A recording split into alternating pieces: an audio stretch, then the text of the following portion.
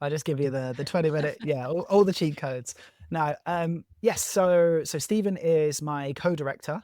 Both of us are there. Yeah, so both of us have joined we have founded Vegan Hacktivists AI Services team. So for many years, Vegan Hacktivists has been the kind of one of the homes of tech in the animal movement. Animal protection orgs have always just been able to apply to Vegan Hacktivists for free tech consulting, whether that's advice or we built half the websites in the movement apparently, or whether it's like getting apps built or things like that.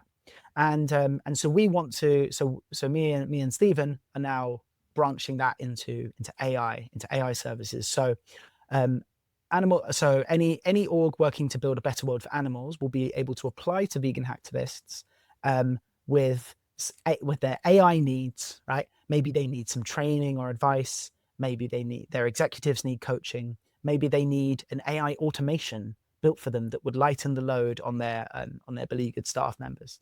And if accepted, of course, we unfortunately can't accept everyone, but if accepted, we would just provide that service to you completely for free.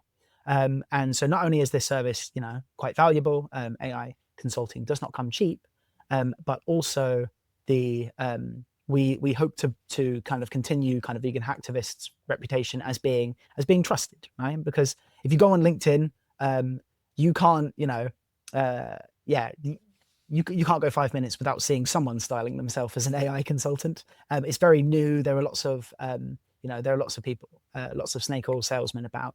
And so we want to be a trusted voice of AI in the movement.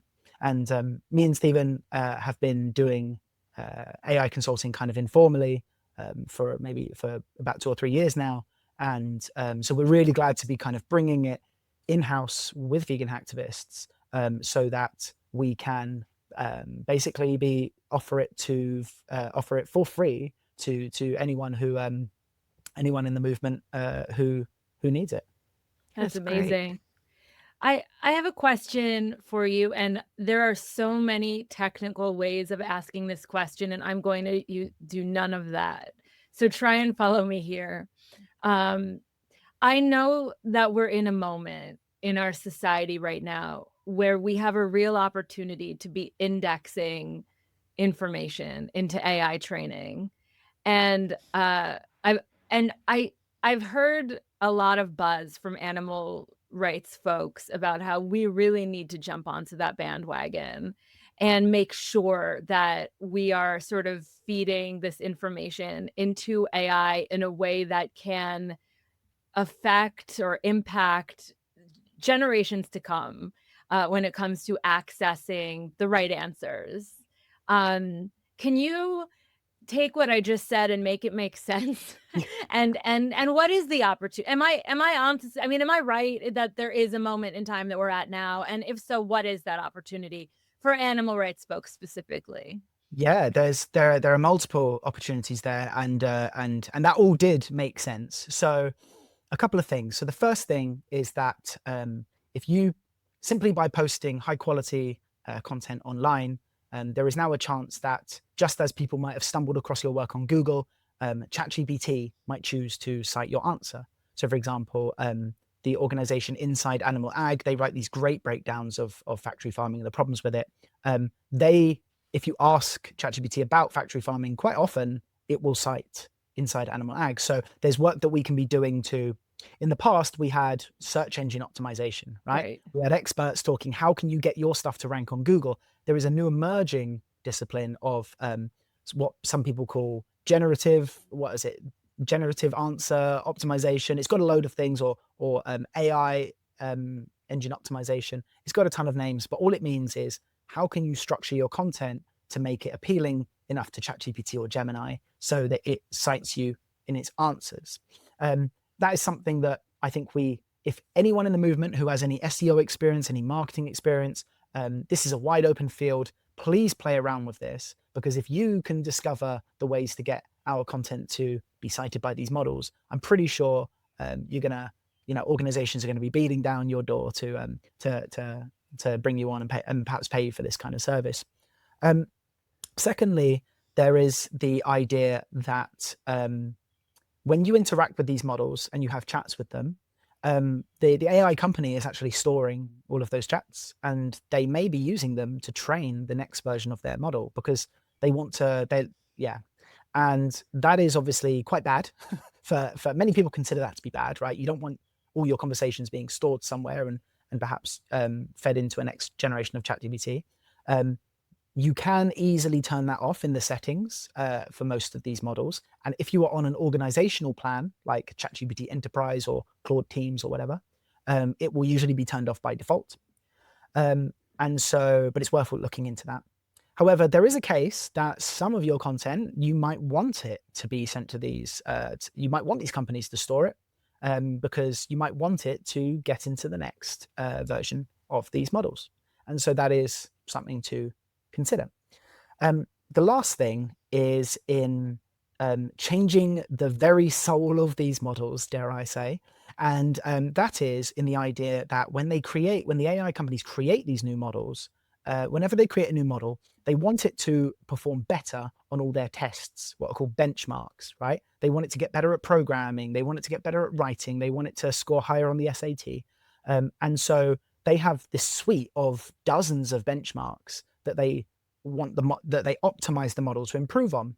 Now there is some work, primarily being led by there is some work in the animal movement to create benchmarks that measure how speciesist a model is, how pro-animal a model is, and then the idea there is to convince the AI labs that you should incorporate this into your targets, not just because it's good for animals, but there is often a case that this makes these models more compassionate towards humans as well. It can, and there are a bunch of cases to be made that this can be advantageous for the AI companies to do. Obviously, it's a fine balance. If ChatGPT became a vegan activist tomorrow, there would be riots. So it is not all so it is not that simple. But there are some signs that people in these frontier model labs, as they're called, are at least sympathetic to. They want them they want their models to be compassionate and to have some sense of morality, and so they are open to including measures that will increase the compassion of these models for animals. Because often that's what people want as well. Of course, most people don't want animals to suffer needlessly, and so so there is this goal. There is this goal to do that as well. In that last model, it's actually an effort to actually convince real people to it's not just a matter of throwing the information out there and hoping it gets picked up. There's actual communication going on between humans about what should be included and what shouldn't.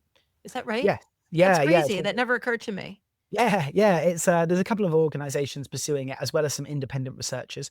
A lot of them are coordinating on the Slack workspace of an organization called Sentient Futures. So Sentient Futures is taking this idea very seriously. They are building.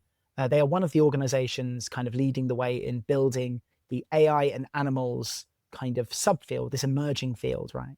And yeah, one thing they do is they coordinate on this. There's an organization, their abbreviation is CAML, CAML. I think it's Compassion in Machine Learning, but in doesn't start with an A, so I might have got that wrong. But Compassionate Machine Learning, Compassion in Machine Learning, CAML, basically, these guys.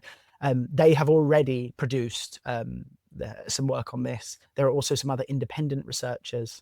And yeah, this is something we are trying. And although it might sound, I initially thought this idea was dumb. I was like, you're really gonna try and convince some of these AI researchers to put your benchmark into ChatGPT. Like, they're never going to do that. But actually, there has been some success already, in the sense that some of these researchers have had meetings with researchers in these labs, and we're finding that they are amenable to it. Obviously, so long as it doesn't compromise the quality of their product as they see it. So interesting. And we don't, and we believe that, and we believe that we can make pro-animal benchmarks that meaningfully increase the compassion of these models towards animals without compromising, without turning it into some vegan activist or whatever, Right. without giving it a morality that the average person would find repulsive. One Um, thing that might be, I don't know whether it's useful or not useful in that case, but we do put out a lot of content about what actually happens on factory farms, including we've invented the term factory farm, which is what most people call them.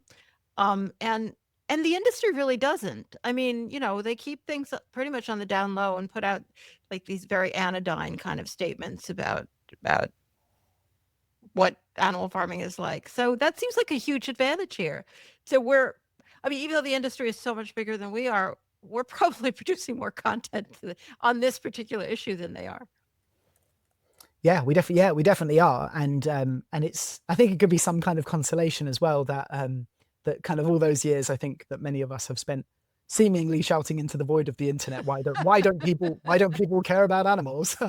That that some of it may be filtering through, and it's worth noting that if you go into some of these models, if you go onto like ChatGPT or Claude or Gemini, and you ask it about these issues, you might want to make sure you do it either logged out of your account or in a temporary window, so it doesn't use its knowledge of you to give you what you want. Oh, Um, right. Yeah. but you can, if you put it in an incognito mode or log out and you talk to it about animal agriculture, try and be as like non-leading as possible. You will find that these models are, are well aware of these issues. Bizarre. What I feel like I'm living in the Jetsons suddenly. Oh, Yeah. in the Jetsons, everybody only had to work 3 hours a week, and that's not how this is going for most of us. The Yeah. Jetsons saw a benign future without Elon Musk.